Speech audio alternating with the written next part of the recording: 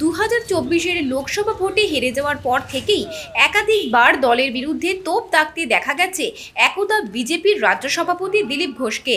তাঁর হারের পিছনে ষড়যন্ত্র থাকতে পারে বলেও ইঙ্গিত দিয়েছেন। একরাশ ক্ষোভ উগরে দিয়েছেন বারবার।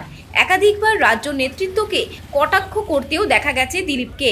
তবে নিজের জন্মদিনে একেবারে অন্য মেজাজে দেখা গেল লোকসভার প্রাক্তন সাংসদ দিলীপকে। লোকসভার সাংসদ হওয়ার আগে বাংলার বিধায়ক ছিলেন দিলীপ ঘোষ। নিজের জন্মদিনের দিন তাঁর পুরনো কর্মস্থলে দেখা গেল দিলীপকে। বৃহস্পতিবার বিধানসভায় এসেছিলেন দিলীপ। দলের বিধায়কদের সঙ্গে দেখা করেন। খোশ গল্প ও আড্ডা হয় নিজেদের মধ্যে। তারপরই বিরোধী দলনেতা শুভেন্দু অধিকারী এগিয়ে এসে মিষ্টি খাওয়ান দিলীপকে। আর এই ছবি প্রশ্ন তুলছে, বঙ্গ বিজেপিতে তাহলে কি শুভেন্দু দিলীপ দ্বন্দ্বের অবসান ঘটল? শুভেন্দু অধিকারীর সঙ্গে দিলীপ ঘোষের সম্পর্ক বরাবরই অম্লমধুর। বঙ্গ বিজেপির অন্দরে বিষয়টি নিয়ে কানাঘুষোও কম নেই। এদিন বিধানসভায় একেবারে শুভেন্দু অধিকারীর ঘরে দিলীপ ঘোষের যাওয়া নিয়ে কিন্তু চর্চা বেড়েছে। তবে কি শুভেন্দু দিলীপ দ্বন্দ্বে ইতি পড়ল?